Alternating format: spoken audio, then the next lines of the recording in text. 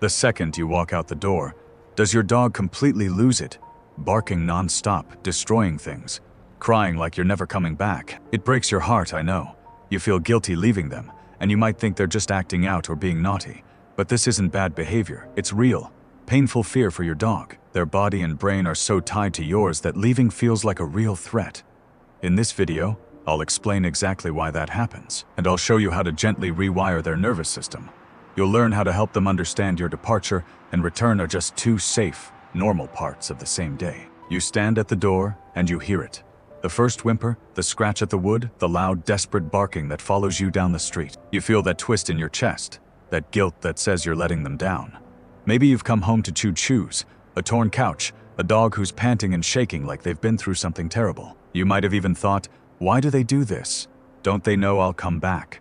Or worse, you might have thought, am I a bad dog parent for not being able to fix this? I want you to let that guilt go for just a second, because none of this is your fault, and none of this is your dog's fault either. They're not being naughty. They're not mad at you.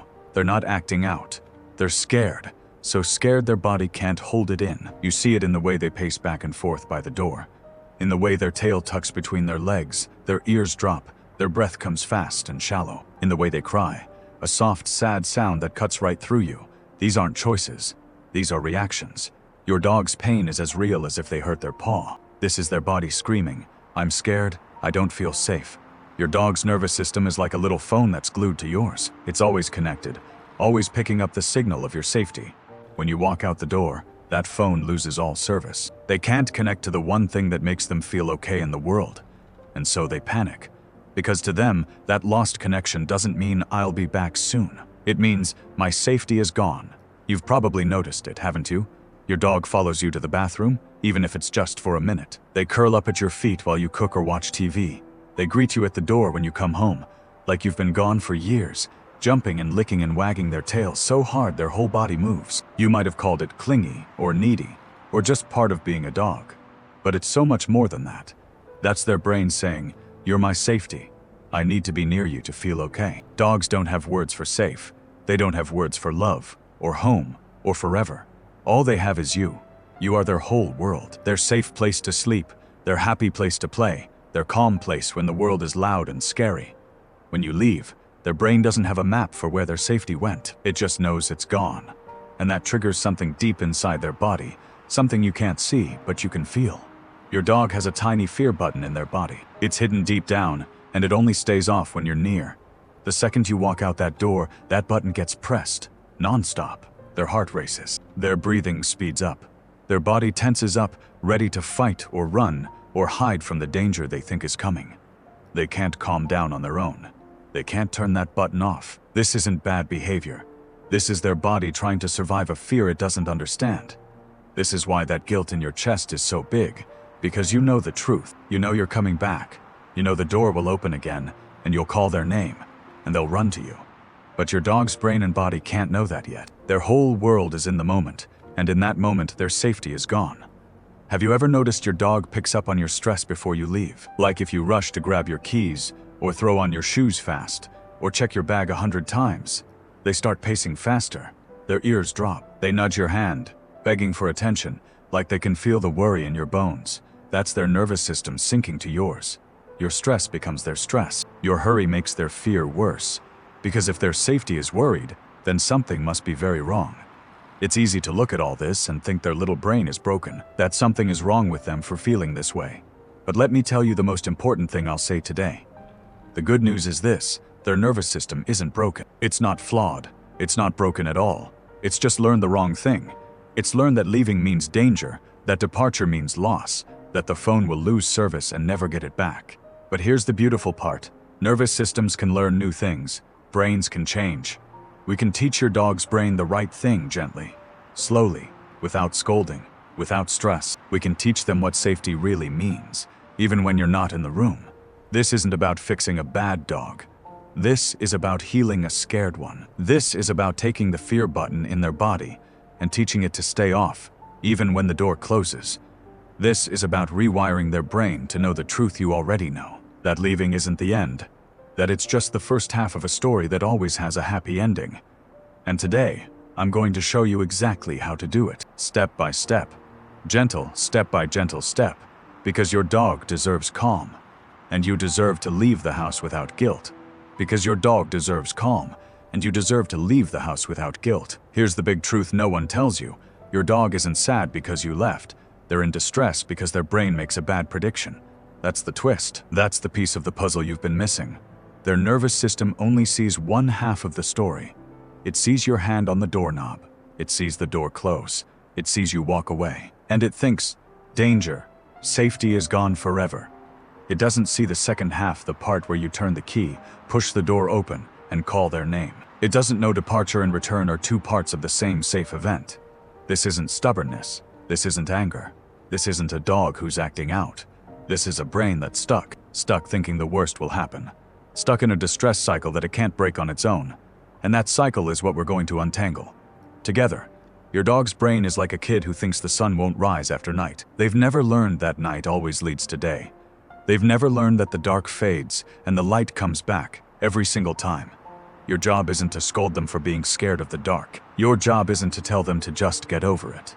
Your job is to teach them the sun always comes back, to show them over and over and over that leaving always leads to coming home. That's how we rewire their predictions.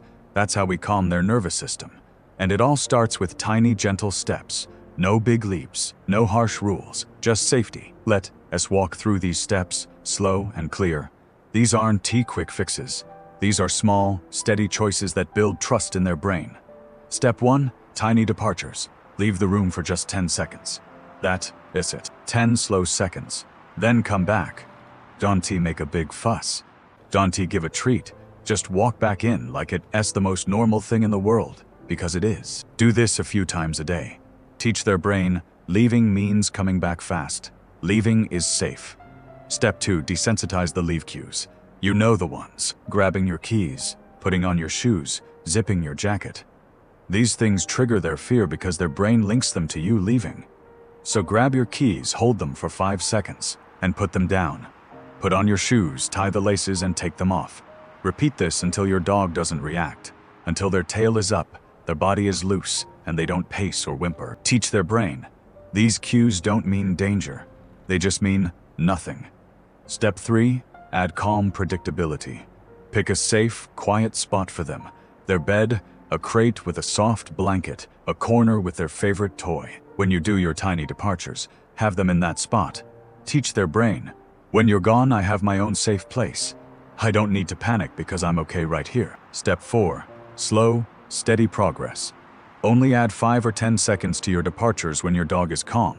If they start panting, pacing, or barking, go back to the last time they were relaxed. Setbacks are okay. Messing up is okay. This isn't a race. Consistency is always better than perfection. I need you to know the hard parts too. This won't fix itself in a day or a week. For some dogs, it takes weeks of tiny steps. You might rush a departure once, and they'll go back to pacing. That's not failure. That's just their brain needing a little more practice. You might feel like you're not doing enough, like you're moving too slow. But slow is how healing happens. Slow is how their nervous system learns to trust. Their brain can't unlearn fear in a hurry. It needs gentle, repeated proof that leaving is safe. What's one small thing you've tried before to calm your dog? A favorite toy? A soft blanket? A quiet room? Whatever it is, you can build that into these steps. If a chew toy calms them, put it in their safe spot during tiny departures. If a quiet corner feels good, use that spot every time. This isn't about starting from scratch. It's about building on the little things that already make them feel a little bit better. Rewiring their brain is like teaching a kid. The dark isn't scary. You don't lock them in a dark room and tell them to be brave. You turn on a nightlight. You sit with them. You leave the door cracked open. You show them slowly that the dark isn't something to fear. That's exactly what we're doing for your dog. We're turning on the nightlight. We're sitting with them. We're leaving the door cracked open. Slow, gentle, and always safe. No tough love. No scolding. Just patience. Just care. Just the kind of love your dog gives you every single day. Now let's talk about healing for them and for you. I need you to hear this and believe it. You are not a bad dog parent. You are a great dog parent because you care enough to watch this video. Because you care enough to learn how to help them.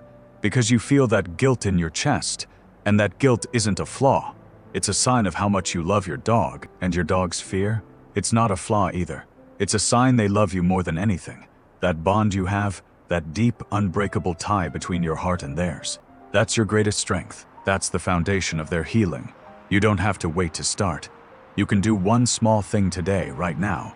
As soon as this video ends. It's the easiest step of all. Grab your keys, hold them for 10 seconds and put them down. No departure, no rushing. Just calm, just you and your dog, and a tiny act of safety. That's your first step to rewiring their brain. That's your first step to letting go of the guilt. It's that simple. This isn't just about stopping the barking, or the chewing, or the crying. This is about something so much bigger. This is about teaching your dog to feel safe, even when you're not there. This is about giving them the gift of calm. The gift of knowing their person will always come back. And when they feel that safety, your bond grows stronger. Because they don't just love you, they trust you. Trust that you'll keep them safe, even when you're out the door. Trust that the sun always rises. Trust that departure always leads to home. This journey won't be perfect. You'll have good days, and you'll have hard days. Some days your dog will be calm for a 30-second departure, and some days they'll whimper for 10 seconds. That's okay. Healing isn't a straight line. It's a series of small, quiet wins. A quiet moment by the door. A calm breath when you grab your keys. A tail that doesn't tuck when you walk out. Every single one of those moments matters. Every single one is a step forward. For you, and for the dog who loves you more than the world. Your dog doesn't need a perfect owner. They don't need someone who never makes a mistake. They don't need someone who can fix their fear in a day. They just need you. Your patience, your kindness, your love. Take it slow. Be kind to them. And most importantly, be kind to yourself. Let go of the guilt. Let go of the what-ifs. You're doing the best you can. And that's more than enough. When you come home tonight, give them an extra hug.